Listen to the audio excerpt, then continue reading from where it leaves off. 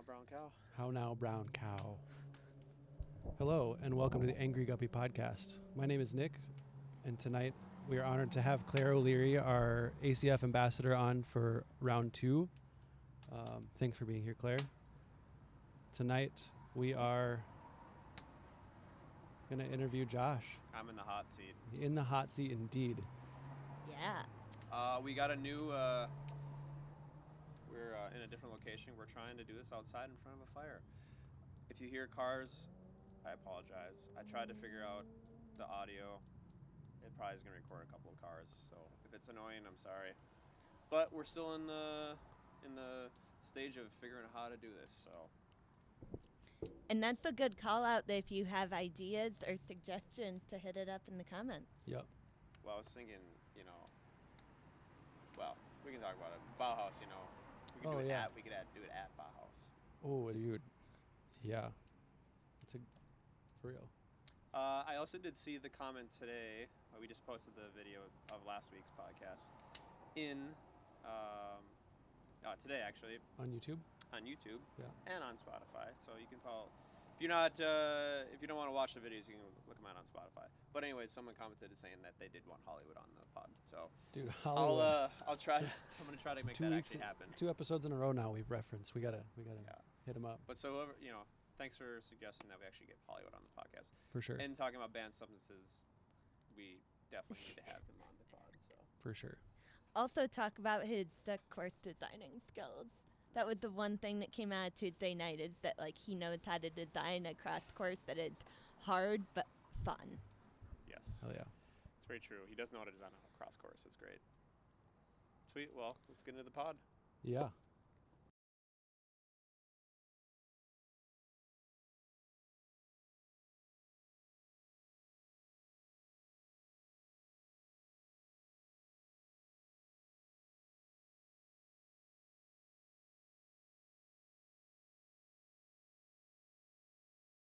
So, I've known you for a little under 2 years, but I've known of you for 6 years, just from your from racing and from places that you've worked in the bike industry. I don't think I've ever talked to you about how you got into cycling in general. So yeah, how long have you been an active cyclist or maybe just racing? Well, I did my first ever bike race, I think, when I was 6. It was a kids race. 6. Where at? I don't remember where it was, but my parents gifted me an American flag jersey that I wore. For that first race? Yeah. And you were wearing a junior's jersey? Yeah, it was a kid's Sick. jersey. I was riding my 24-inch Specialized Hard Rock, which is still hanging up in my parents' garage.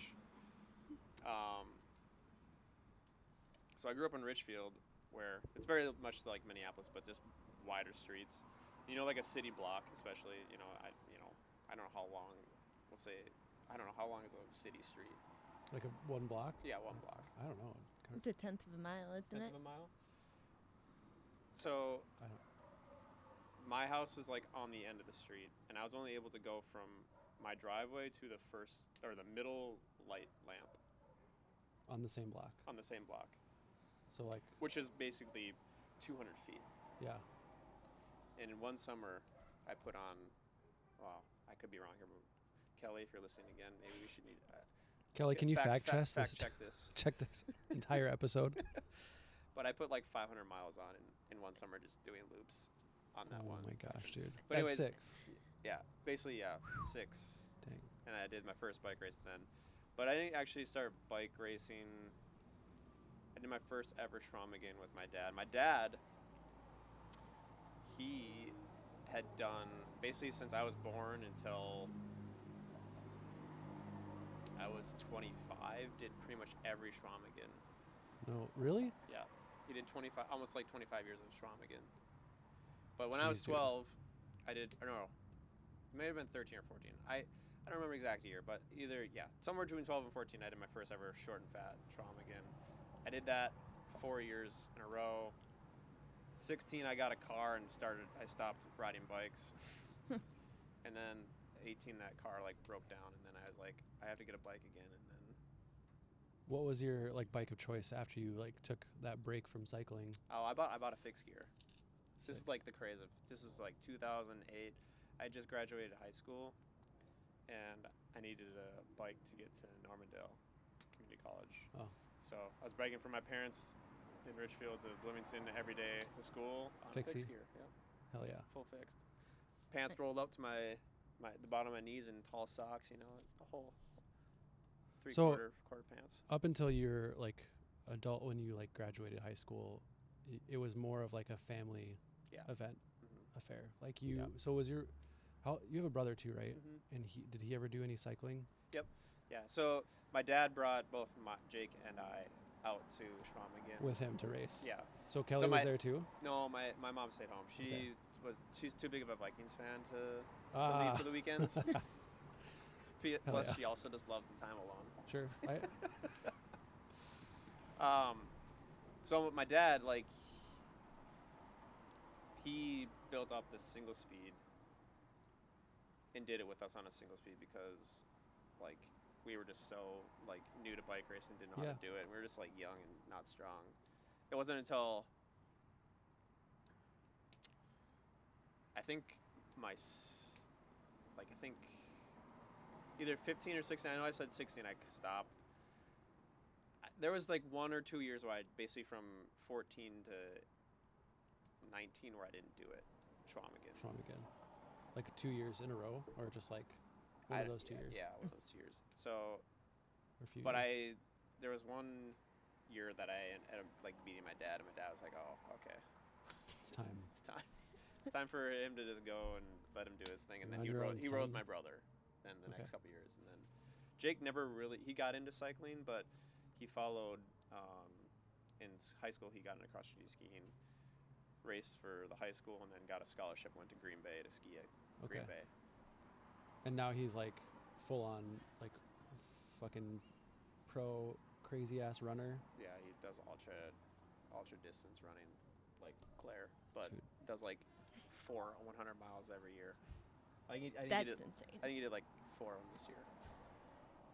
That's insane. Yeah. Okay. So that's where like the racing started for me. I think it was like 12 or 13. Did you ever feel like, and I'm just asking because I have an 8-year-old that I'm also like kind of considering like getting into like mountain biking or any kind of racing that I've been doing. Did you ever feel like forced or like, I don't want to do this, but like talk about your relationship with your dad and like that aspect of racing? Like, did you feel like you had to go to practice or you had to go, or is it something you like genuinely just loved and wanted to do? I just loved and wanted to do it. I mean, it was only just that one race I did every year, which was Chequamegon. My dad, we grew up around cycling. Yeah. My dad immediately started pulling me in a Burley. And then I faintly remember having like memories of going to the river bottoms with him and like doing trail work with him. We also did work on the old Cedar Avenue Bridge. We had to re-plywood it before really? Before it was like, now it's cemented and beautiful, but like, like the plywood, the wood just got like rotten, and then you had to re-plywood. I went with him to go do that. And my dad's influence on riding bikes, he started when he was in high school, just out of fun. I think like my whole family, his brothers, both, one of them BMX and the other one, mountain biked and had a fixed gear and everything. But it was him that kind of influenced on me, and he never really pushed it on me to say, "Hey, you got to do this." Where I feel like a lot of juniors that are out there right now are somewhat getting pushed into it. Yeah. And it's really hard to see that. Well, yeah, that's where kind of where my head was at. Like, I remember when I was younger, my dad never did this to me, but I remember a lot of my friends, their parents were like, "You're going to do this," whether it was like football, not so much mountain biking necessarily. So yeah, I was just curious. Yeah, I grew up playing sports balls. Like for school? Yeah. Really? I played football, I played soccer, I played baseball. Dude. I did not do hockey. I was asked if I wanted to play hockey when I was like 5, and I said no, which I kind of regret now. But honestly, it probably would have sucked because I was so small. Sure. Yeah. I mean, well, there's a lot of for being small, there's a lot of bad things that can happen to small hockey players. Well, and that's why I stopped playing soccer. I grew up playing soccer, basically. I started when I was really young. I switched to football because all my friends were playing football. And then I just hated it because I just got hurt because I was so small. And then I went back to soccer. And I feel like those 3 years of playing football really put a detriment into my soccer, capabilities of, becoming better. Yeah. So you found, you actually really, genuinely enjoyed cycling because it was, more of a solo deal? Yeah. I mean, we can get into it a little bit, but, I didn't really start to, well, I guess we can just, jump into that. And I didn't really start getting really, really focused on it until I was, in my 20s. I think 21 was, a really kind of weird time for me. I, had just gone through, a breakup of a person that I dated for a very long time. And then, I started heavily drinking. Yeah, obviously, at 21, you just start doing that. For sure, yeah. But it was, Thursday, Friday, Saturday nights. So sorry, I don't mean to backtrack completely, but you up until you said you got an accident or your car shit out on you, and then you started using fixed gear, and that was 19. Yeah, it was so, between 18 and 19. So how did you get from the fixed gear to into racing more as an adult? Well, I started working at Eric's bike shop. How old were you? Oh yeah, what was your first location? The Bloomington store, which is no longer there. Yeah, they moved to Ridgefield. Yeah, the one on 484 in Portland. Yeah. Yeah, I started working at Eric's, and that was while you were going to college. I had dropped out of college at this point. Okay. Yeah, basically, I went to college for 6 months, and I was like, this is not for me. Sure. And at the time, this was before I was working at Michael's Arts and Crafts at the time. I was a stock in Ridgefield? boy. No, the one in Bloomington by Normandale. Oh, okay. It was great because I just biked from school to work, and actually it was a really awesome job. I worked there for almost 3 years as a cashier and a stock boy. At Michael's. At Michael's. Hell yeah. I had a lot of good friends that were from Ridgefield, where I grew up, that worked there. So, anyways, I quit that job, and that's when I started Eric's. So this was 20, and actually worked with Jesse Hilliard as a mechanic with him at the Bloomington store. And then Eric's kind of had this race program where you could get entry fees paid for if you wore the jersey, and I started I just started rocking their jerseys, and I really started following the Minnesota Mountain Bike Series from Eric's. Yeah. Hell yeah, shout out Eric's. Yeah, shout out Eric's. I mean, Eric's, I feel like they do a lot of really great things for anybody that's wanting to get into the bike industry. So for sure, that's how I started too. Yeah. I was working at Eric's. I had just been riding fixed gears, and then I think I bought my first mountain bike through Eric's, which was a Steel 29er Rally XXIX Booger Green. Rally. That I made full rigid and started racing mountain bikes in the comp category, which is Cat 2. And I started winning my age category. Where were most of the races held when you started? All of them were in Minnesota, the Minnesota Mountain Bike Series. So it's still where they're at today. Yeah, there's a lot of them that aren't there anymore, like St. Cloud, Mount Cato is still there, but Afton, Montulac up in Duluth, Lester Park, which isn't a race anymore. Since you're reminiscing, is there a race or a venue in Minnesota that's gone away that you really wish could come back? I loved racing at Afton. It was a very hilly course, and back to my dad, he did 24 hours at Afton, which used to be a big thing, a 24-hour race around here in Minnesota. He would do a 4-man person team, actually did co-ed. For a co-ed team, and I would just go out for the weekend and hang out with him out there. That's awesome. Yeah. And just hang out in camp and watch him and his friends just get destroyed. My dad was probably the strongest out of all those, riders. But so it's really fun to see the people that were his friends and they were suffering, and I don't know. Just, I feel like that going to those races was like a really big like turning point for me. I mean, I was only, maybe 11 years old, but Well, you understood like the competitive edge Yeah. side of things then at that point.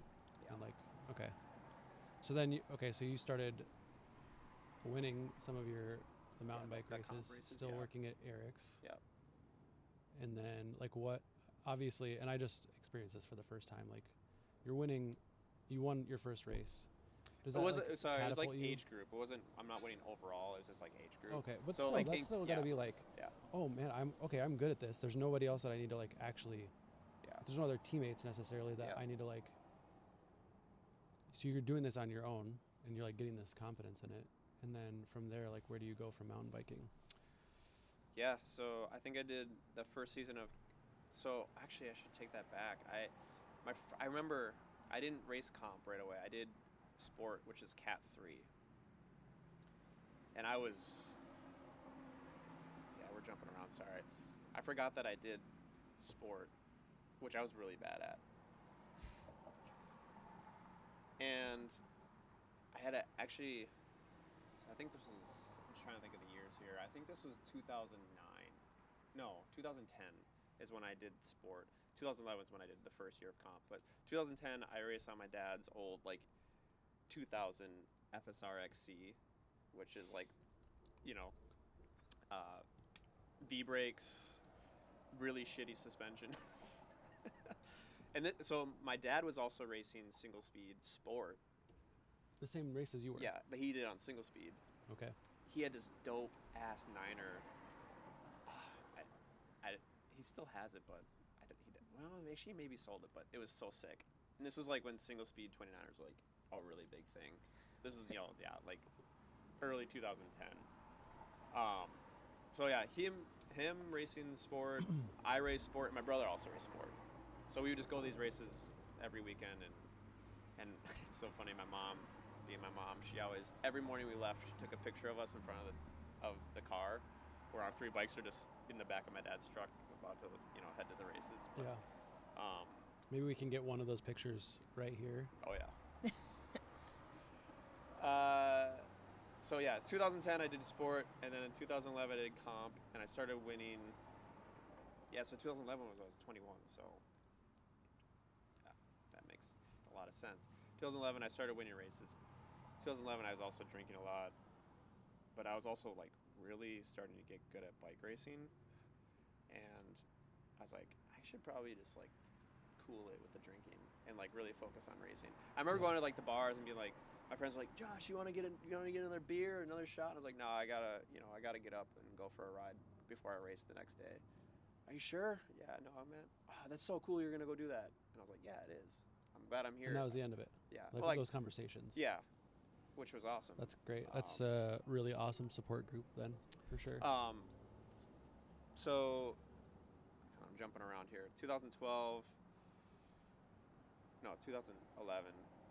I raced the comp, started winning. Then 2011 or 2012, I think I was still working at Eric's, and I don't remember if I did 1 or 2 years of comp racing. It might have been 1. I jumped to Elites, which is Cat 1 or Pro. So in Minnesota, it was actually very easy to get a pro license because we had our own like series, which was USAC run, and people could basically get into that category if they just did good in Cat 2, which I won my age group, which was sweet. So I just decided to get into Cat 1 Pro. I didn't get my pro license yet, but I just upgraded to Elites, and that first year of Elites was horrible. Yeah. It was so bad. It was so bad. What made it bad? Yeah. What was It was what that was bad one about extra lap that you had to do. Every race up until the last 2, I couldn't do it. I would just blow up, and I couldn't get the nutrition right. I couldn't figure out what I needed to eat that morning. It was all this other stuff. So, yeah, it was really tough. But it was also like a huge learning curve for me because like I was like, oh wow, these guys are fast, And at the time, I was like, racing against, Hollywood was like a top 5 rider at the time. This guy who also was like a huge influence on me was Devin Curran, who lives in Arizona. You had Brendan Moore, who now owns Wolftooth. He was winning pretty much every race in Minnesota at the time. Jesse Reentz, Jesse Lalonde would show up sometimes. He was living in Wisconsin, but yeah, I mean all these pros that were like, idols to me. I'm gonna go back a little bit too, and I know we're really jumping around now, but For sure. I'm just like reminiscing. And I'm like, oh wow, a lot of these people like made a huge influence on me. It was in 2007 when I finished the short and fat race. So I was 17. My dad and Jake wasn't coming anymore because he was, I don't know, he didn't come to many of them, but we did the short and fat, finished the race, and then we'd go up to this hill, the last climb of Chequamegon before they had descended to the finish, to watch the pros, and that was the most exciting part of my day, besides my race, just to go see these guys come up this fucking last climb, like, just all out. But there was one year, 2007, when Jesse came up alone on a single speed. Lalonde. Yeah. And I was like, what the fuck? And then the guy won the race on a single speed. That's never been done before. Like the whole race. Won the like whole Chequamegon. Yeah. Like the Yeah. whole enchilada. Whole enchilada. On a single speed. Yeah. Well, and then Jesse that's- Lalonde did? Yeah. No fucking way. Yeah. It's never Right. been done before. I just actually sat down for the first time ever to talk to Jesse today. really? That's awesome. I didn't know that. Do you know much about Jesse? Not a lot. He was a huge inspiration for me, and we're gonna get into a little bit more of that a little bit later, and why like my success as a bike racer was a thing. But seeing him finish Chequamegon, and like all the years I got to watch these pros come up, that really also was oh wow, it'd be really cool if I could become a pro one day. So that was for sure like, oh, I got to keep her moving here and just Mhm. like keep getting better and better Yeah. to like do that. That was 17, so like I wasn't riding that much. I wasn't like training, my riding would consist of like going with my dad for like 60-mile rides, him and his friends, every once in a while, Yeah. And then or you just just like race when races riding came. my fixed gear to and from school and stuff. So, sorry, that was another memory of, and just a thing why that really kind of just made me inspired. So. So you went from mountain biking to, and I know you did a lot of road racing, and I mean that's kind of what I know most of your history is obviously a few like Lutzen and Chequamegon stories that I've heard from you, but also knowing your experience and travels with like pro cycling, pro road cycling. What was the pivot point from those mountain bike stories that you were just talking about, and like obviously coming back to do that to where you were before the pandemic? Yeah, I was living abroad in China. I lived there for almost 5 years. Did you go there for cycling, or were you there for like work stuff, or? Well, at the time, this was 2015, 2014.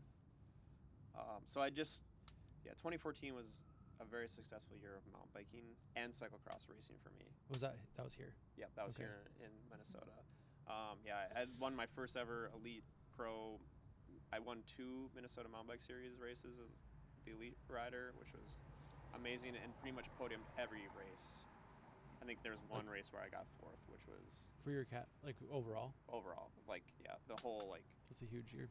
which was Don't at mind the me and time my I was tall working boy at here. what? Don't mind me and my tall boy here of Coca-Cola. Coca-Cola.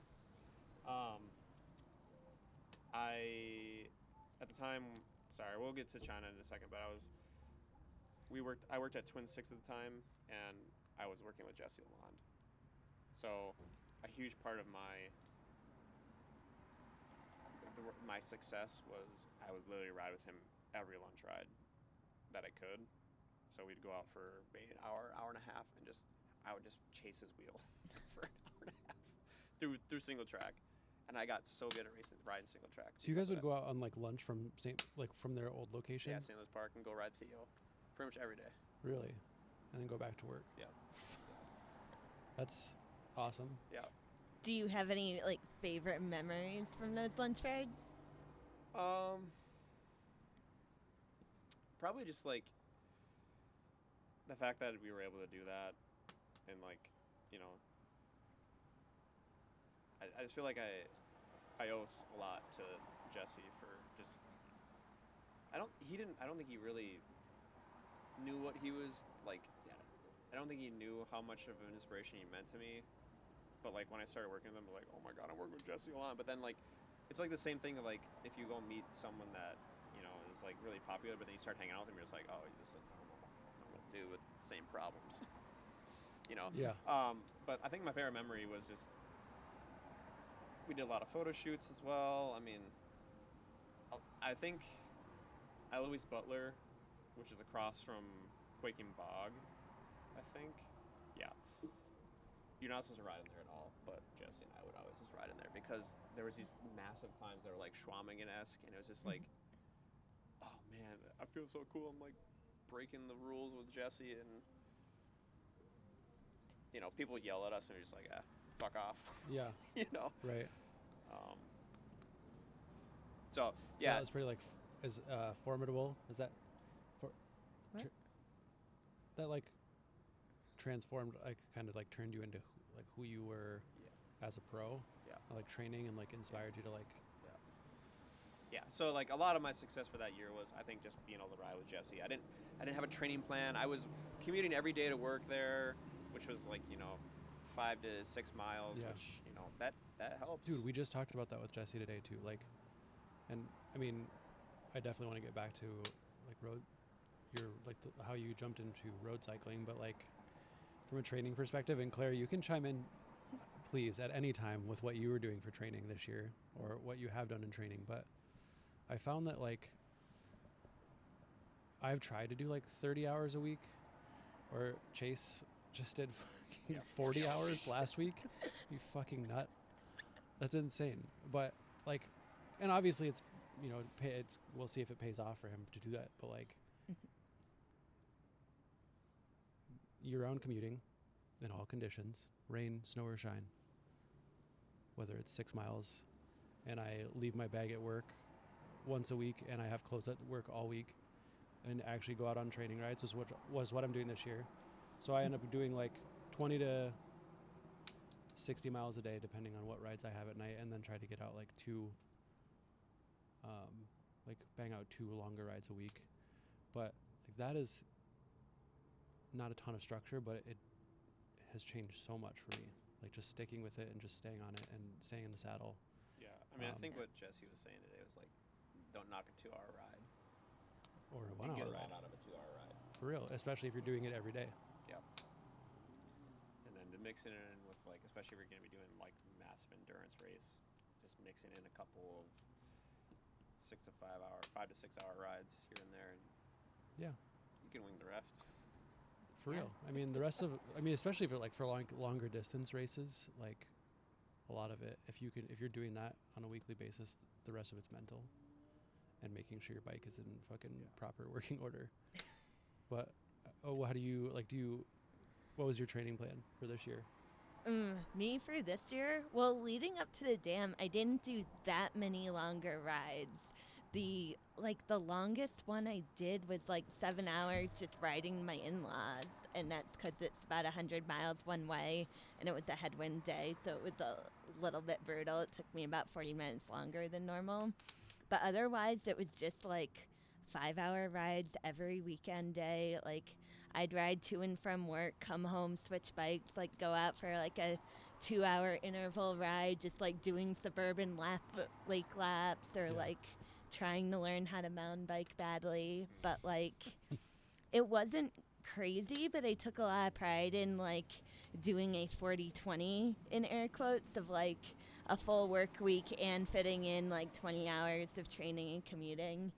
And it's kind of like I wish I could get a little bit further, but that kind of felt like the ceiling that I could get to without sacrificing too much where I was dropping balls. Yeah. And a that is a 20-hour training week is very, very good. That's like what after trying to do like that 25 to 30 hours is like my, like 20 is like where I feel like I'm doing my best. Yeah. You know, like maybe peak summer. I mean, I'll you try have to hit be like able to 25. sleep and eat enough for that too. Well, and I mean, all three of us work full time, and I have a child that I'm very much involved with every day. So like finding, you know, I found riding at night has been one of my favorite things. Riding earlier in the morning, or you know, which has actually helped my endurance game a lot. Riding at night, and just like a majority of the riding that I have done is at night this year. That helps. Nothing better than a night ride, though, man.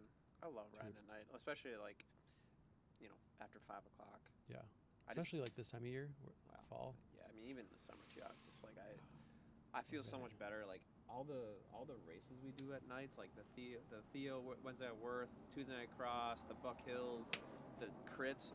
I'm so much more awake and like fuck the races that start at like 10 a.m. Or 6 a.m. 6 a.m. Yeah. How do Or you feel about the Leadville, races at that? 4, or we wake up at 4 o'clock in the morning. How about the races that start at midnight? Or the races that start at midnight. Here's looking at you, definitely Chase and awake then. Trenton. Yeah. Cool. Is Yeah. that a good segue into talking about the different times that you've done the dam? And we will get back to China. Yeah. Sure. Yeah. Well, if you're listening on this, I have a very chaotic brain, and if you have listened to the first 3 episodes, you can understand that my brain is very chaotic, and I don't really stay on topic very well. So. We got you. I don't either, but like I. But feel I'm just saying, like I've jumped around, like I've been like, oh, 2007, 2012, 2004, like. I'm here for it. It doesn't need to be like. But like, you know, I just want you guys to know that this is how my brain works. So. Oh, I working with you. So where? I love you for it. So how many times have I done Day Across Minnesota? 3. So you did 2020, 2021. Obviously not 2022 or 23, and then this last year, 24. Yep. How was your first experience? And that was your longest race, right? Yeah. When you in 2021. Yep. The longest you've ridden in a race setting. Yep.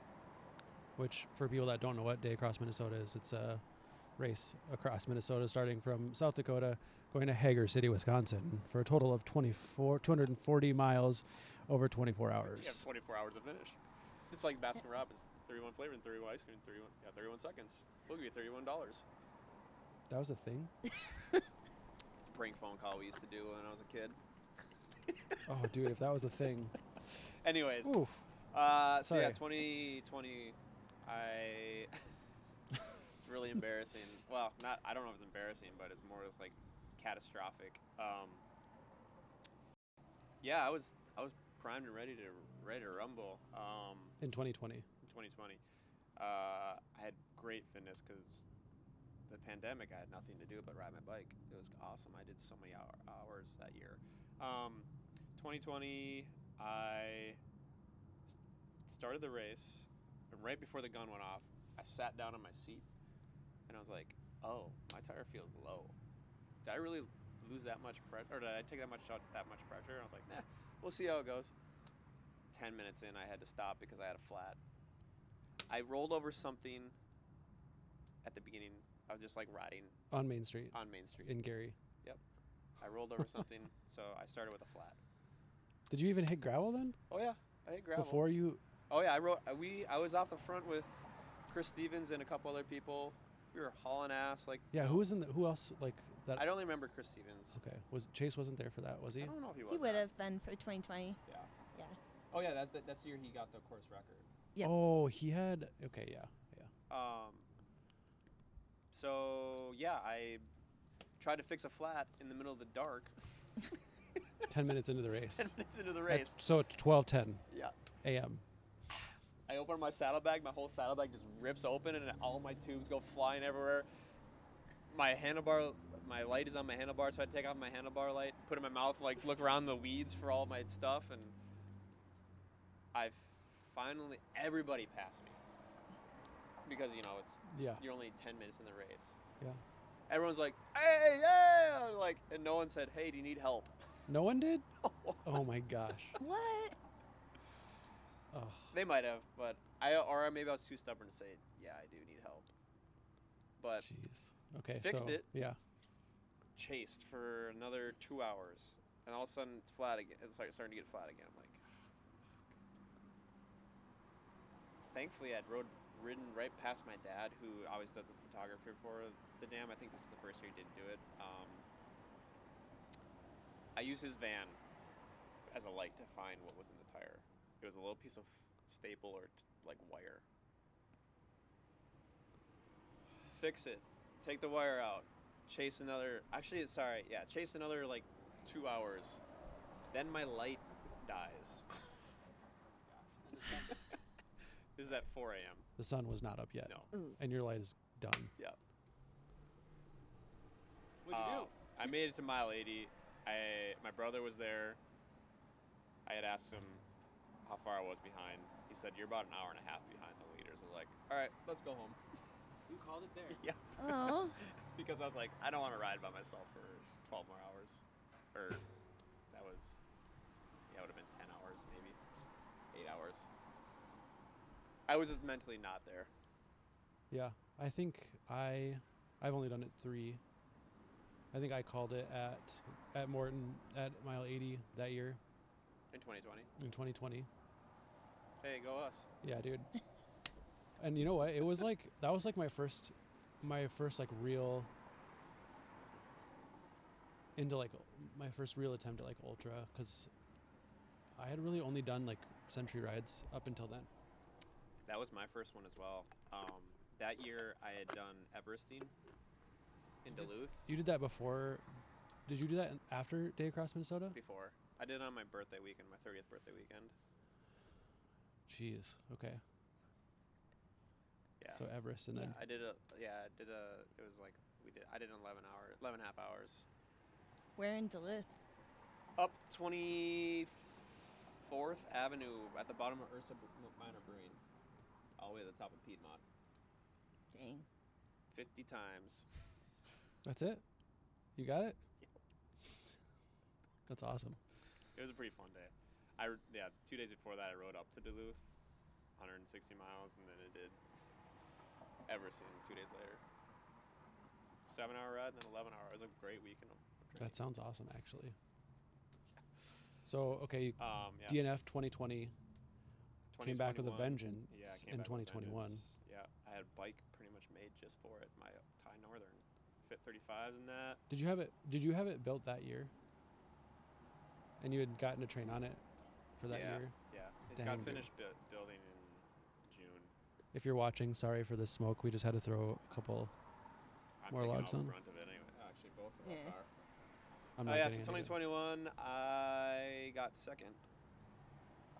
Behind with who? a time of what? Behind who? By Chase. Behind Chase Work. Yeah, I finished like I think it was. He did 11:43 or maybe no, he didn't crack. That was the year he was trying to go for 10 hours. Yeah, that was like the first time I had ever heard of Chase, and I saw his bike before we fucking started, and I was like, this fucking guy. So the first time I ever talked to Chase was the Friday afternoon before the dam. He's hanging out In 2021. Yep, that he's year. hanging out in Gary, and he had just started coaching, and I kind of reached out. I like knew who he was, but not anything beyond the crazy aero dorkiness.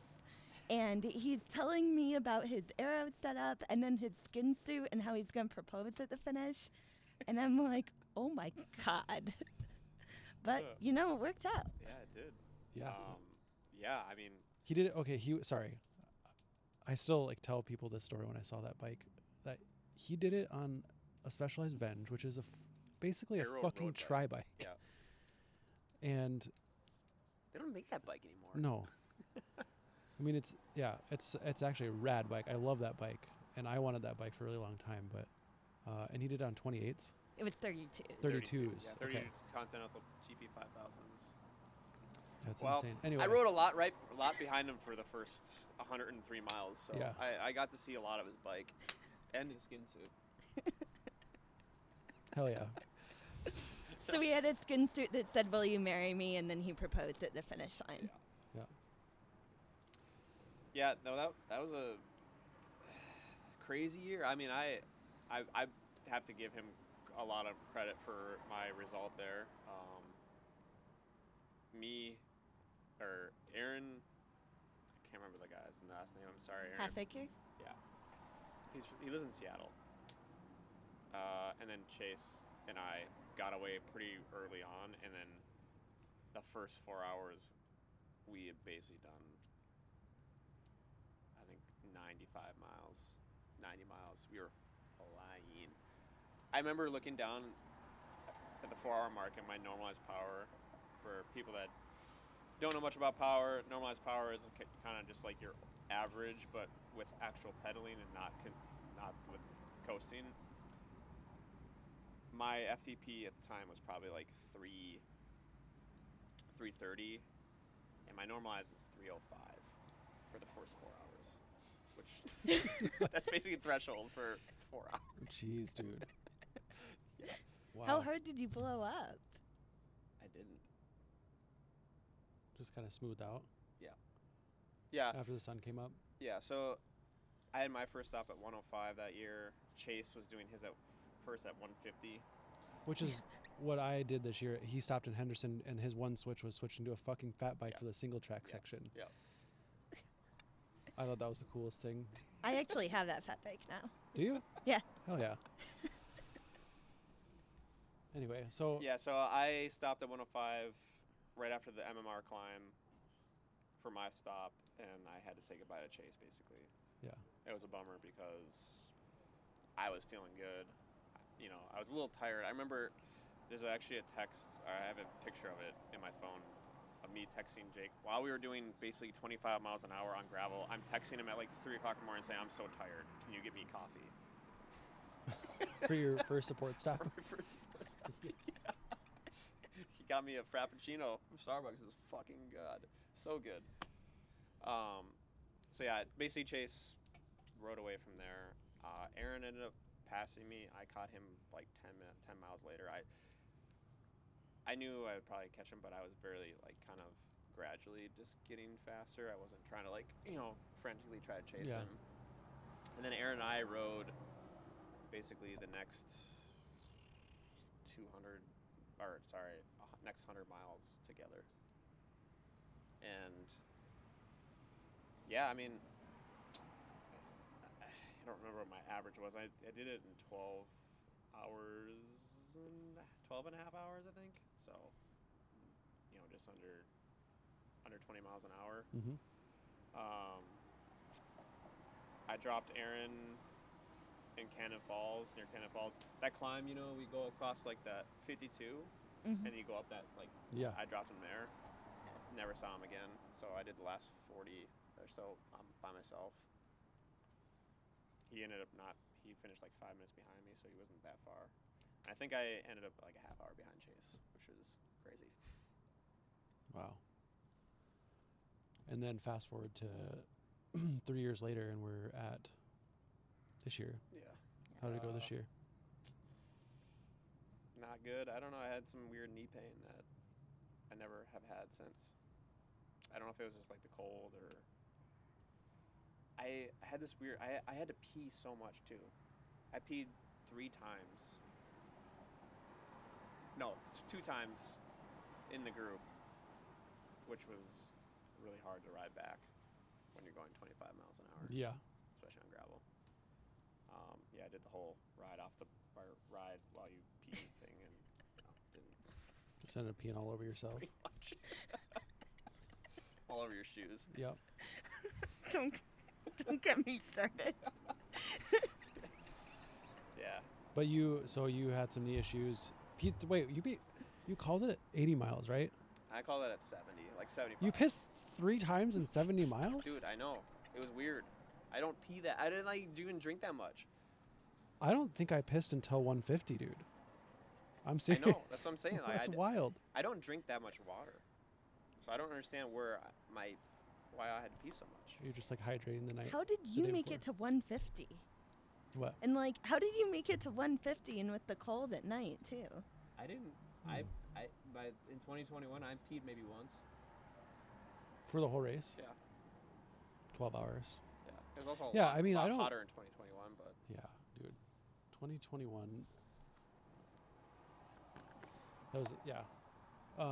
I don't drink a lot of water either. I had 2 liters for 150, and then 2 like 950 milliliters of high carb before my first stop.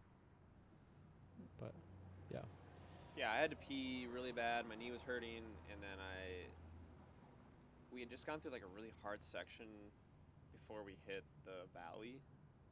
It was like really, really dusty and sandy. I'm sure you guys Like remember that. section. around like mile 40 or 50 No, maybe? it was like around miles 50.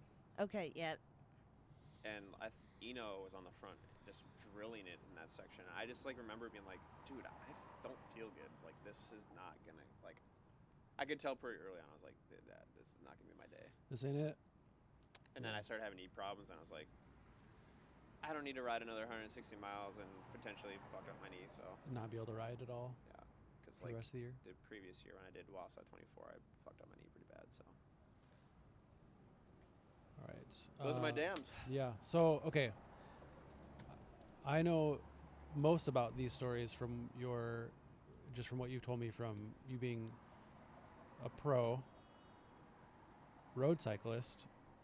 So you moved to China We'll not say- for work, Quotes pro. not for work, but with a girlfriend. Yeah. With did you have work lined up when before you went over there? Kind of. Yeah, I ended up working for this company called Cirque, which is a cycling club in Beijing. We had done basically it was bike service, some selling. It was a bike shop, and also we did weekend trips out in the mountains in Beijing. Like you guided trips. Yeah, like I was like one of the ride leaders for like the fast ride. Okay. Yeah. So how long were you there, and like just talk about your? I mean, I've heard some of these stories, but I think they're just worth talking about, and I want to hear more of them. Some of your experiences and kind of what got you into the like pro racing there. Yeah. So yeah, I moved to Beijing in 2015, April 2015. I had tried to line up. I had like connections somehow. People like when I was racing here and locally or like nationally, people knew I was going to be moving to China. They were trying to help me get connected with people that were racing over there that were kind of running teams or like a part of like other sponsors. Like, so I had tried to get like a visa to get there to race, but no one could really offer that. And it, like looking at it now, like no one would actually do that. It's just like near impossible. So, and a visa is how you get into the country to China. You have to have a visa to get there. So yeah, I moved to Beijing. I started helping out Shannon at Cirque, who owns Cirque. Him and his wife, Lehman, who's Chinese. They kind of brought me in. I was working with them and another guy named Morten, who's from Denmark. He did service side. I kind of did. Oh, and there's one other person too, Nate. I helped Nate out kind of part-time with like building routes in Beijing for these Saturday morning rides we did. So yeah, we'd get into a car at like 5 o'clock in the morning, drive 2 hours to the mountains, and like riding in Beijing was just phenomenal. Just beautiful mountain roads, the most pristine roads you'll ever ride on. A lot of the Chinese infrastructure is just really, really, really amazing. The roads are just perfect. I had not much road experience out there. I was still very like interested in racing mountain bikes, or like at the time I was a mountain biker, cyclocross racer. I did my first ever road race out there, which was crazy. When you live out in China or you're racing your expat, you kind of get the luxury treatment where race organizers just will fly you out, give you a hotel to stay at, food's covered. You just have to show up to the start line. One race was in the middle of nowhere. Brought in a team from Germany, Mongolia, a couple of European teams that were actually like really, really good. And I just remember being like, I raced for this Serbian team. I got randomly called up to race for the Serbian team. We stayed at this really nice hotel. Like one of my teammates who I stayed with in the hotel room was Serbian. He didn't speak any English. And like I just showed up and raced this race and ended up getting like 25th. Okay, what is it like working as teammates and like working in a road race with someone who you don't even share a language with? There was no team tactics. I was just a body for this Serbian team, essentially. This was my first ever road race too, and I didn't know what I was doing. And they even had like a team, a coach, not coach, but like a manager. We actually had like following vehicles and everything. Like No way. Your Yeah. first race. My first You're just race. like, all right. And I was like, dude, this is what racing like in China. This is like pro racing. What the heck, you know? So you got, okay, how many people raced this race? There's like 200 people. And you took 25th? Yeah. So this is like a brand new experience, and you've been watching. I'm sure you've seen like road racing at this point in your life, and like Yeah. watched Oh, the yeah. tour and stuff. So you're like, this is it for me. Yep. I'm gonna keep fucking doing this and just. I'm a pro now. Yeah. But the thing is, like, this wasn't pro, it's amateur racing. Sure, okay, but they're Like- still using like pro, not team tactics, but like I mean, manager this cars. was probably like the most pro race I ever did there, Okay, which was the first one I did, which Okay. was crazy. But yeah, there was no. I don't know. This was 2016, so I don't really remember what we really talked about. The team manager was kind of, yeah, he was. Radisa, if you're listening to this.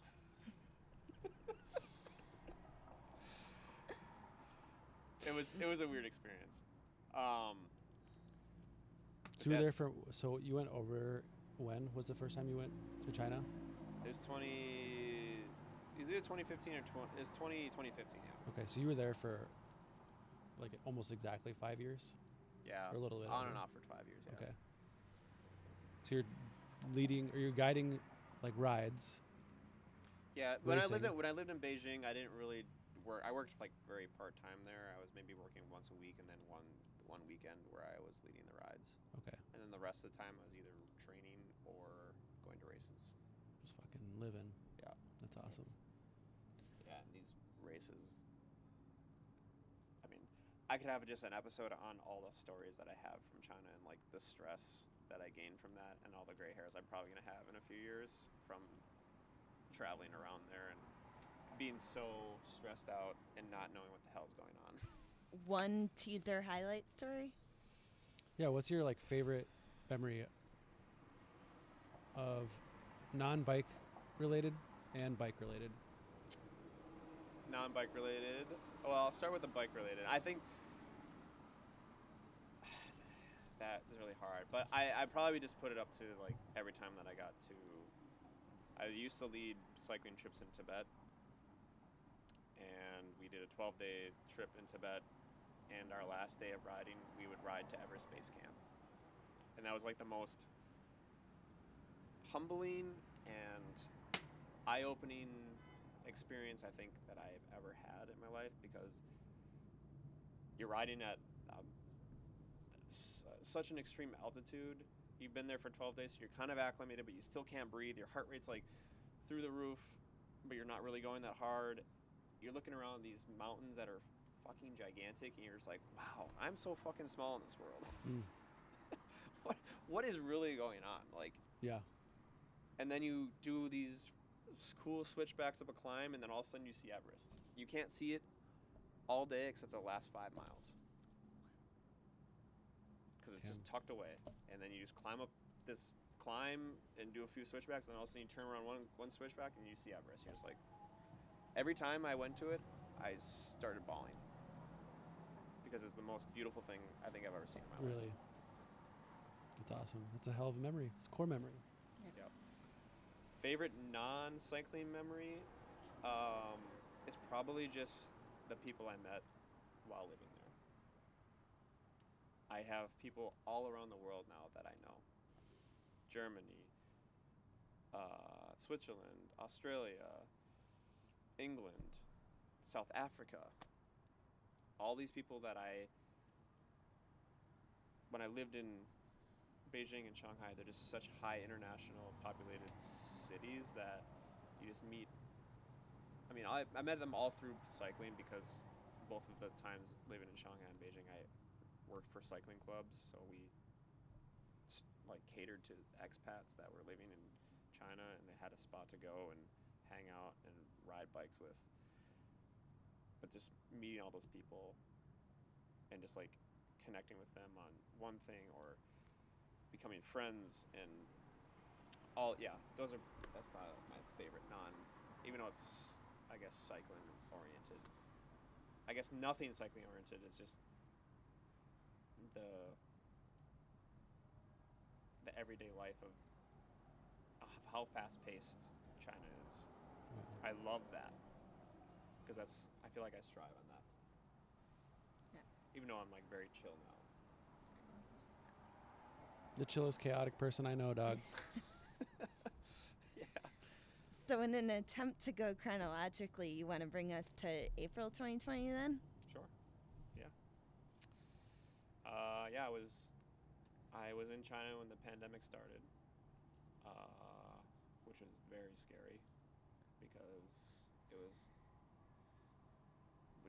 I mean, the whole world didn't know what was going on, but being in China at ground zero, essentially, it wasn't ground zero, but I was 1,000 kilometers away from Wuhan.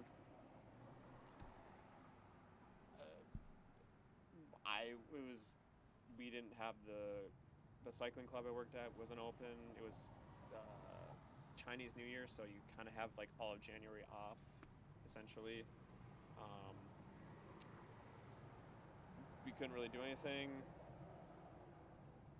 And my mom and dad, you're probably listening, were scared that I wasn't going to be able to make it home because my brother was getting married in March of 2020. So they like kind of frantically bought me a plane ticket home, which was very weird because I had to leave China, but I couldn't come home right away because I had to quarantine out of China for 2 weeks. Which was awesome because I got to go to Phuket, Thailand, because I could travel to Thailand. Thailand let people from China come, which was awesome. Spent 2 weeks in Thailand just riding my bike. Before coming home. That's awesome.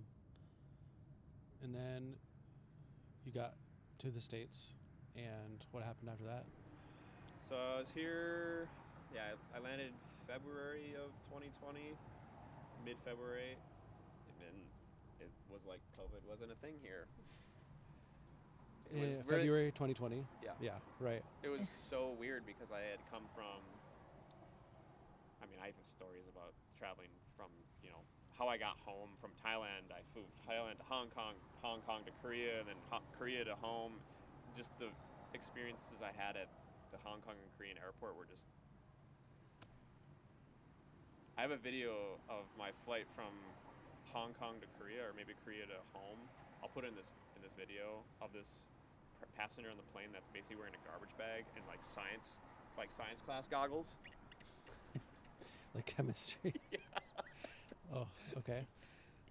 That was, I remember seeing. So it was just weird to come back home and that. then like here in America and see like nothing was a problem. Dude, there was, I was just like, I specifically remember like the flip from like March to May. But February, we weren't acting any different. No, the thing is like what the fuck is going on in the rest of the world? So but the thing is like I landed in mid-February, and then 2 weeks later, it was so bad here in the U.S. And then I got to relive what would happen to me in January again. And like I remember like trying to be an advocate for all the things that I did in China to like the people that follow me on social media, just to kind of like give them a heads up and like, yeah, we should be masking up, like. If you don't like it's gonna allow a little bit of help. Yeah. Right.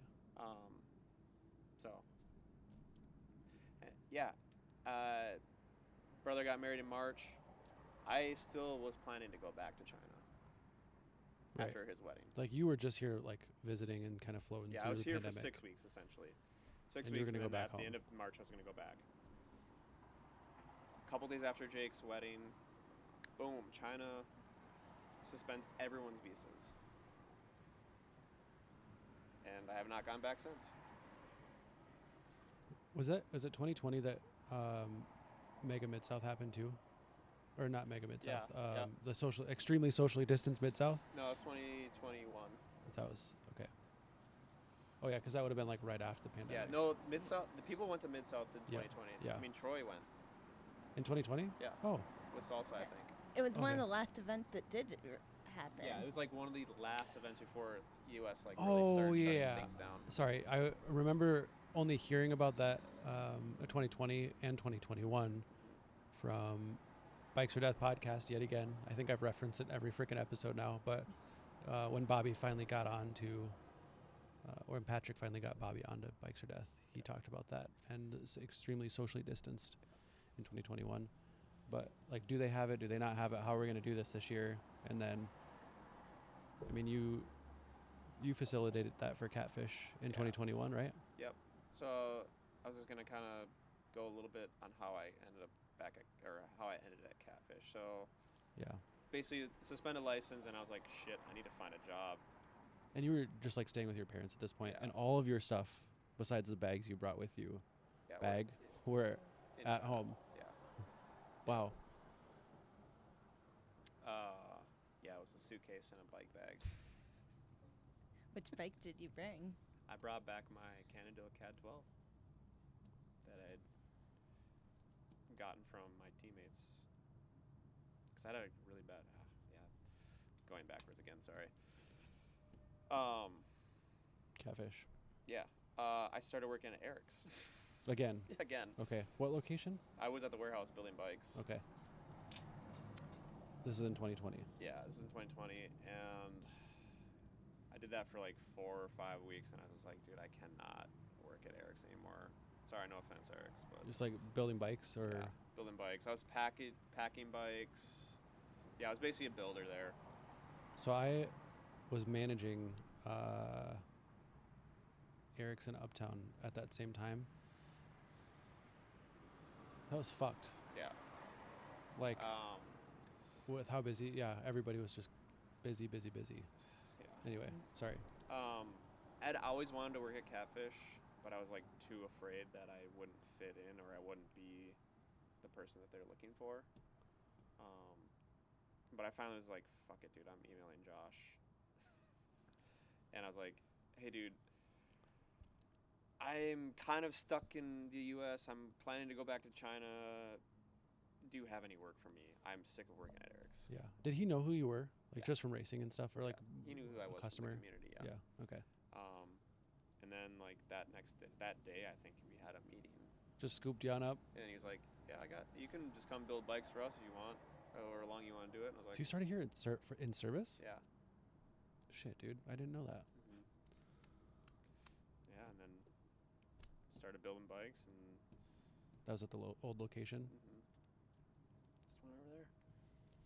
And The so if you OG started location. building bikes, do you segue again to what you're doing now for Catfish? Well, he left, or something No. happened. I was like, I don't really want to. Well, yeah. So I had basically built bikes for like a year, maybe a little bit less than a year. No, it was 6 months. Yeah. Started in May of 2020 here, and then the holidays rolled through, and I was like, like, I've been a wrench for majority of my life. I kind of want to learn something new. So I at the time Andrew and Eric were working here. They were big influences on me, like trying to switch to sales. Mhm. So I was basically like, Josh, I would love to like do something on the sales side. And then I became the apparel buyer, and then I helped Andrew with social media. And then you guys like, you did. And that's how we socially did socially distance. distanced Mid-South. In I did the 2021. I created the route. I went and did all the Andrew and I Recon. did all the assets and everything for that. Okay. And then how long did you stay at Catfish before you left after that? I stayed until February of 2022. Okay. and when it started working at Donkey Label as the operations manager there. Still racing. When you were like, all right, I'm gonna end up staying here for a while. Did you get any of your stuff back, or like how did that work? I got bikes back last summer. Oh, wait, okay. So that was the first. I remember that Mm-hmm. because they got shipped here. Yeah, to the I shop. got bikes back. That's the only thing I've gotten back. I still have That's it. clothing and like kitchen shit, Jeez, and dude. just like other random house decor stuff. That's so. I mean, that's at this wild. point, it's kind of a wash. Yeah, I guess. Are you like paying for a storage unit? Like, where is it? It's with the person I used to date. It's at her parents' house, who I think she is now moved out of the country though. Out of China. Wow. Yeah. I mean, how do you even track that stuff down now? I mean, I can contact Sarah, but So, go ahead. How'd you get your bikes back?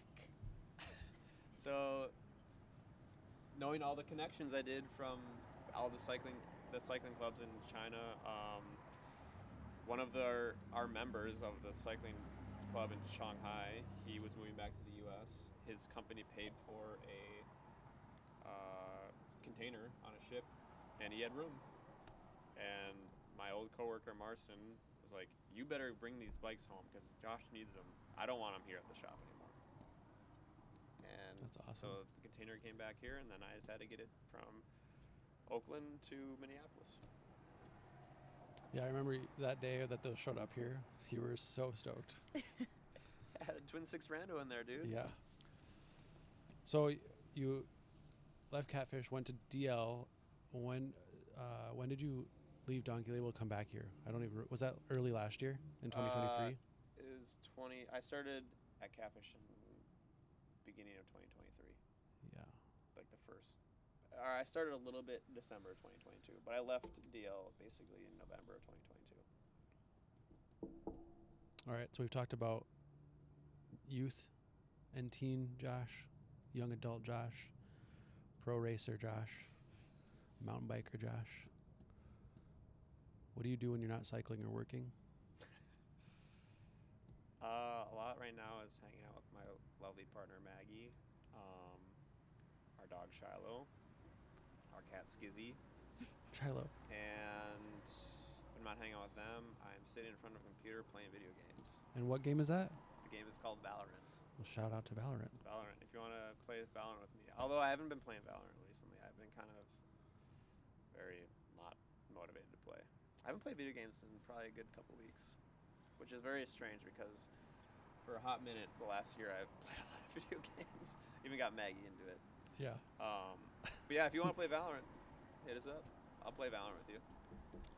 Okay, so what does the rest of your season this year look like, and what are you planning on like racing next year? What do you have you thought about next year at all yet? Yeah. So next week I'm riding up to Duluth next Friday, and then I am doing a trail run while Duluth. In Duluth. So Duluth. riding up one day. On Running. Friday I'm riding up to Duluth, and then I'm doing a half marathon on Sunday. Yep. My first ever trail run. Oh, Wild Duluth is the best, though. That's why I'm doing it. Yeah. I Oh, went and watched my How does brother do it 2 years ago, and I was like, this seems so fucking sick. but you're just doing the half marathon? Just the half marathon. I contemplated I'd be doing dead. the 50. The 50K? That is my favorite trail race in Minnesota, just because you hit all the best parts. You hit like Ely's Peak, and then you go through Enger Park, and you just like free fall down the Duluth. Yeah. I love that section of trail more than anything. Yeah, what a beautiful time to be up there this year too. Yeah, we're going to have probably peak leaves Mm. next weekend. Yeah, so doing that, and then, well, we might as well pop it in the world. I mean, we talked about it in the first podcast, but we're... Oh yeah, we did kind of hint at. There we're was no doing- hinting. We actually said we were going to do it. Nick and I are doing the FKT of the Mega Mid-South. We're going to attempt it. We're going to attempt it, yeah, sorry. I shouldn't say we're going to. I'm going to attempt it. I'm not promising anything. We're doing 300 miles down in Mid-South. We should just link the Mega Mid-South in this, just so people can check it out. But it's new to Mid-South's race offering. I don't know if it's even going to be continued. I'm sure it will because they had a really good turnout. But it's a 300-mile bikepacking route that basically outlines all of the 100-mile routes that Mid-South has ever done down in Oklahoma, and I'm very stoked. Yeah, I'm stoked as well. I'm a little nervous because I've never done anything that long. Obviously, I did day across Minnesota, but that was 2022, and I was way more fit than I am now because And supported. I didn't really, and supported. I didn't really ride my bike that much this year, but I am very excited to try. Yeah. The nice thing is like Bobby and the team down there did such a great job like creating this route that it's super accessible for the elevation is not wild. From what I understand, the MMRs aren't super intense, and resupplies are like super accessible and frequent, as well as like spots to just crash and sleep if you need to too. So Are you guys planning to go straight through? I don't know if we can talk about that yet. Yeah, I plan on it for sure. I'm planning on it as well. I planned just to a year ago, last summer, I did the Wausau 24 where I rode 24 hours straight, and I feel like we can do the FKT in under 24 hours, so I'm not too worried about that. Obviously, it's a very different setup where For I sure. just do laps at Wausau, but And you had support. and I had support. Yeah. No, I'm gonna be leaning on Nick for that for sure. I don't really know what I'm doing. I've never done an unsupported bike race before, so It'll be an experience either way. I'm super stoked with some of the stuff we've got going on at the shop, which we'll talk more about, I'm sure, in the coming weeks. But yeah. And then what is your next year. game plan for next year? Are you like starting to look at events? More mountain bike or gravel or road? I really want to do a big mountain bike year. I have in the cards. I haven't fully decided which one I'm gonna do, but I really want to do Doom. Oh yeah. If I don't do Doom, I'll do Despair. Yeah. I feel like I can definitely do that. We should put a link for that too. What? We should put a link for that too. They just offered a even shorter route too. So Doom was 400 miles with 42,000 feet of elevation, or just under 42,000. Then Despair is 200 miles and about half of that elevation, but you do all 30 miles of single track. And then is it 60 miles or 80 miles? That was 100. Maybe it's 100. Yeah. We should double check that. Maybe But it might be less than 100. Dismay is definitely less than 100. Okay. I thought it was like 60 or 80, but I think they have it marked 69. which I'm stoked. I mean, we should just link the website for that. That they have that option because obviously not everyone's wants to do 400 miles or 200 for the Despair. Yeah. That's sick. I'm so stoked that you're. I'm really stoked. That I really want to try to do that. Single speed Mid-South. Again, I really already wanna- decided Yeah. single speed. Yeah. Okay. Oh yeah. Oh, I had so registration's much, I had open, so yeah. much fun last year doing single speed. Yeah. Give the people your gear ratio. I rode a 46-16. Okay. And how do you feel about that after getting that under the belt? You're gonna change it up a little bit, or I'm probably gonna rock the same one, but I'll just come in with way better shape. there you go. Yeah. I'm gonna have to because I have to do Doom Yeah. the following week. So, Mid-South, single speed Mid-South is kind of the first two big events, Doom and Mid-South, and then I want to try to win Lutsen again. We didn't really talk about that, which that's my most proud. Yeah. moment. I was gonna ask like just your overall like proudest moment after we talk about your year we next can year. talk about that then. Yeah. Well, I'll give you two because I know you wanted to ask that too.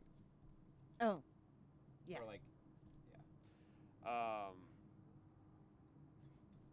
I really want to do Lutsen. I want to do Wausau 24 again, and I really want to do Leadville.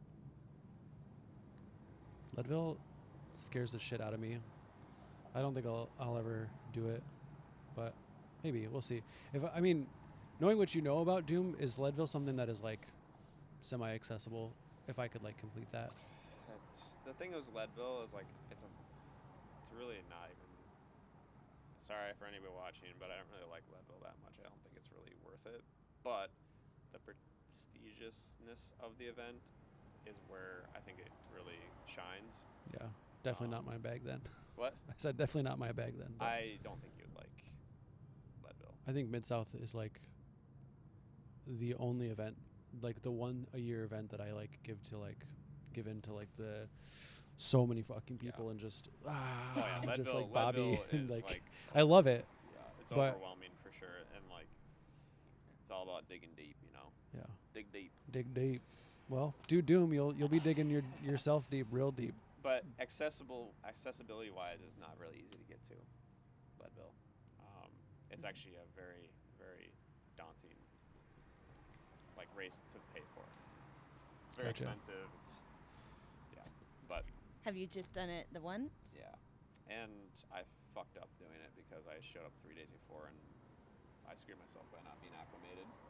Yeah. Do you kind of want to give like a little bit of a like primer on acclimation and kind of I would explain love what it's to. My goal is if I can do it, be out there for 2 weeks in advance because riding out there is so beautiful. Yeah, that's like for me. I think that's like the biggest thing this year that I've noticed is like going out. I've done so many races where I've like camped before and just like slept like shit, whether it's me just sleeping like shit or people like in the campground or next to me or just pre-race jitters, and like being there a few days or if you can acclimate a week or two in advance and like that's just so impactful. It's so helpful. Yeah. Mhm. Anyway. Yeah.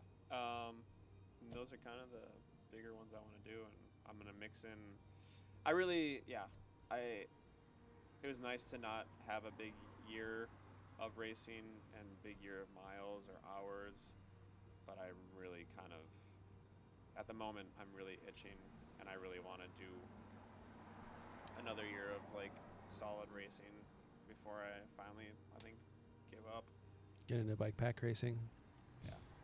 Well, I mean, that's just kind of where I've, as you get older, this seems like what seems more my style, and, I'm just not as fast as I used to be. And, like, it's the next generation, which is fucking amazing. I love it. But it's also at the same time really kind of, a little bit sad, but. Yeah. Yeah. Do you want to kind of talk a little bit about how you have evolved as a racer and also like help to bring up that next generation? Yeah. As I just said, like, the more I've gotten older and the less I've gotten stronger. I mean, I'm strong, but the next generation is more raring to go and wanting to be faster, and like I think that's sick. And last year I got to coach a bunch of juniors. This year I got to coach just one, but yeah, it's really fun to see the next generation kind of shine, and I really would love to continue being able to help that generation with whatever I can do, being a mentor, a coach, someone to go ride with. I'm always a phone call away from being able to ride with someone. So. As you're doing that mentorship, what do you think like the biggest void that needs to be filled to like get juniors into this sport and then keep them in this sport once they like leave home? Well, I think it goes back to what we talked about at the beginning with my dad. And this is not really on the junior, but I think it's more on the people that are above them and kind of, pushing them. Parents? Yeah. Yeah. Okay. I think they need to chill. Yeah. And I say that with all respect. I think a lot of juniors get so stuck in the moment of having to do all these things, and it's like their brain is still developing, and like you can't push them to, do all this stuff. They have to learn on their own that, fuck ups happen, or I don't want to ride today. Like, let the person ride, and that's something like for 10 years of my life was like, if I missed a day of riding, in my head I was like mentally fucked. Yeah. But for sure. Yeah. slowly I've been like, in the last 4 years I've been like, oh well, it's okay to take a day off. It's okay. I mean, still there are some times where I'm like, oh man, I really need to ride my bike today, and I don't do it, and then I'm like, ride my bike. Yeah. But sorry, going back to the chaotic brain. I would take those breaks, go out and have a fun time on your bike. Don't worry about riding for numbers, looking at your power meter, all this bullshit that doesn't really matter. And just have fun with what you're doing. From a junior's perspective? Yeah, from a junior's perspective, yeah. I think that applies to everyone, though. Yeah, I mean, I think we've like alluded to having potentially having conversation on this podcast about like there being a time and place and like the appreciation of both like basket riding and fucking riding the river bottoms to a fire like we just did on Friday, Mm-hmm. and like not giving a single fuck if we even have a computer, and you know, using the right tools if you are wanting to race, and like what those, you know, what the frame looks like, what the components look like, your accessibility to the components. Like I do think that there is a time and place for both. And like the people that can't blur those lines, I find the most difficult to talk to and hang out with, because on the one side, sorry to sidetrack, but it is something that like takes a lot of space in my brain, is like personally I love both of those equally, and I've talked to you about this before, Josh. Like I love bike packing with no computer and like single speeding fucking loaded at 75 pounds just as much as I love blowing myself up and racing. But it seems like there's like people that can't do both, that don't want to do both, and like do not respect one another, and like I want to talk more about that. Well, the flip side are people that think that if you are on one side, like into the racing, that you don't know how to party pace. And I've gotten that comment before. Yeah. Like, I'm like, oh, I'm going to party pace single speed today. And they're like, party pace my ass. And it's like, okay, that's fair. But for me, it's like, no, I'm just enjoying like being on my single speed and focusing on corners and not having to use the shifter. Right. And just like I think I've told this to like every person that I've talked to about Doom. Like I want to go back and just spend 2 weeks down with Andrew, like at Horseshoe Canyon Ranch, and just ride and like tour that area and those roads. But I also love racing those roads. But Well, it'd probably to be your nice point, to see some of the things that you don't see at night. yeah, that's the nice during thing the day. about switching the route up and the adding a few more miles like he did last year. I did happen last year, but yeah, you would see a lot more and just appreciate a lot more. Yeah.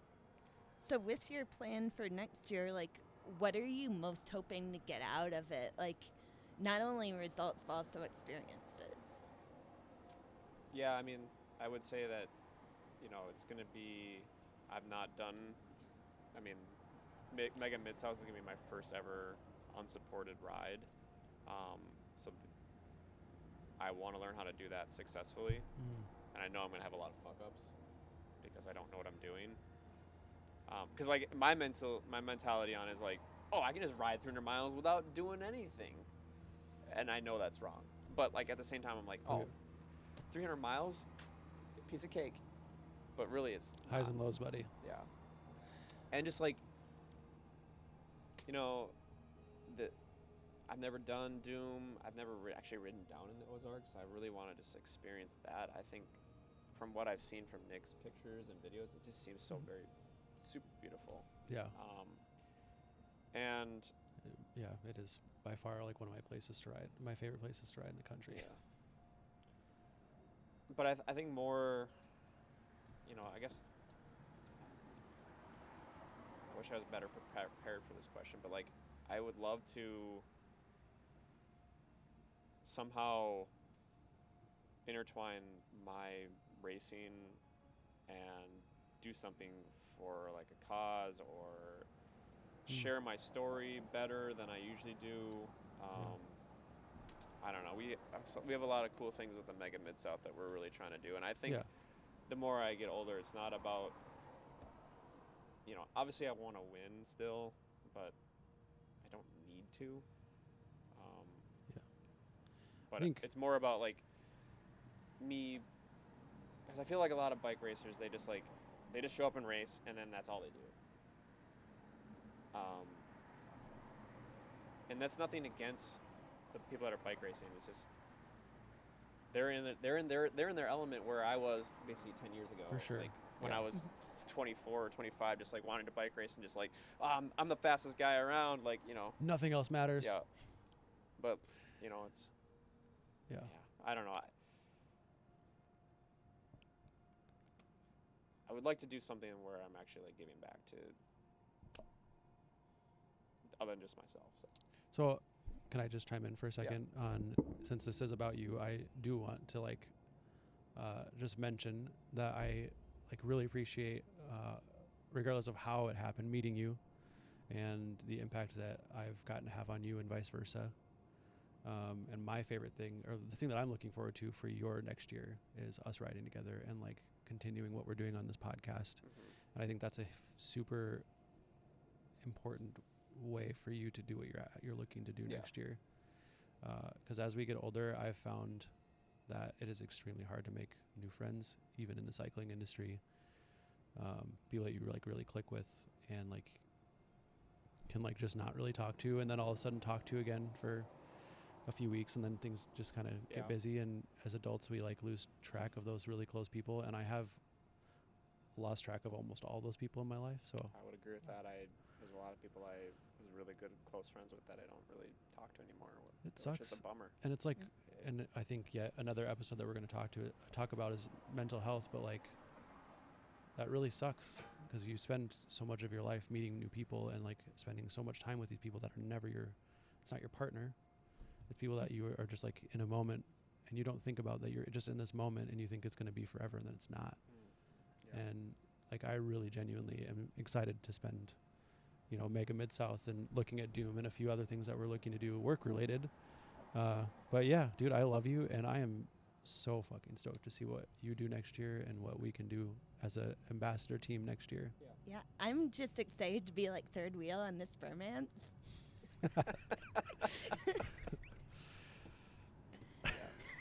Well, I mean, yeah. I mean, you guys know how it is. Yeah.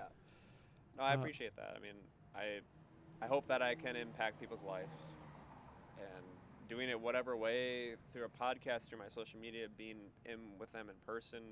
I mean, I'm so very fortunate for the people that brought me up in this world, and their kindness and their love, and I owe a lot to them for just being able to show me that, you know, yeah, I mean, I can be crabby sometimes, but doesn't mean I hate the person that I'm talking to, or, you know, like, I just want to be able to share the things I love with the people that are around me. And if it's sharing through bike riding, bike racing, just want to impact people's life. Yeah. So.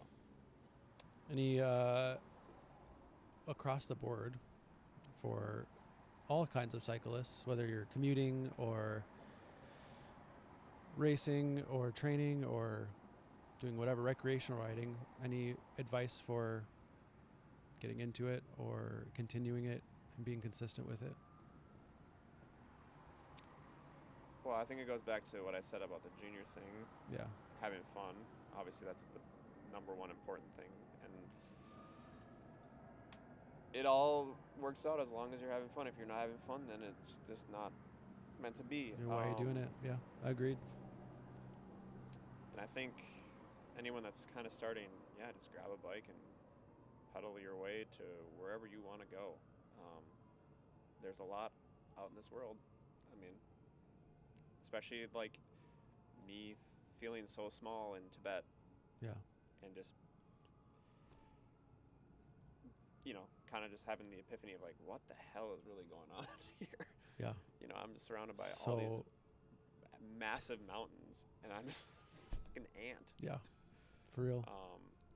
So just like cherish the things that you do have, and enjoy riding a mile, 200 miles, 500 miles. Like, it's gotta be fun. So yeah, doing it by bike is best though. Oh, absolutely. There's driving, which is all right because you can still see some cool shit. Hiking's pretty dope though. Hiking is dope, but if you want to see more, I think cycling is the perfect speed I feel like at which to see the world. I feel like my answer is kind of lame, but Oh, dude. That's I don't not know. lame at all. Like, No, last week you talked about, like, even with the training ride, like, helping teach pace lines. They teach the things that go unspoken in this sport so much, and I think that's so cool. Yeah, that's huge, because nobody. Well, takes just the time think to about talk. think about on Monday night Yeah. when we did the the rotating with Patrick. Patrick was like, "That was the coolest fucking thing I've ever done." Yeah, just like maintaining a super high speed, Yep. just rotating out, and just like learning how to get that down. And like, dude, that's what I feel like. That's what you're referring to. Like, people don't. Road cyclists don't fucking do that. Yeah. They don't take the time to just like.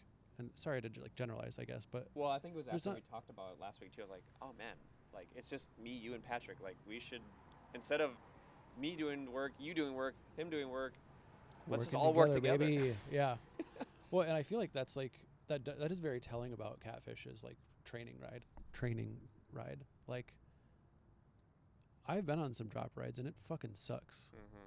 And I guess if that's what you're into, like, whatever. I'll never judge that. And I still love those rides. Don't get me wrong.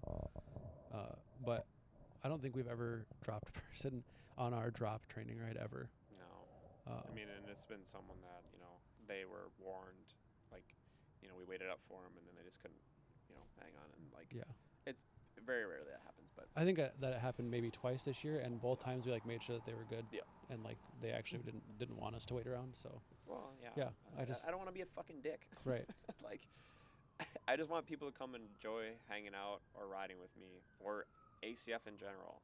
Yeah. And I don't want to be the snooty shop that's dropping people, even though Right. it's a drop ride. But, like, it's more of a deterrent to someone that might be, not able to keep up, or, Anyways. Yeah. On a basket bike, maybe. Yeah. Yeah. Right. I mean, it is a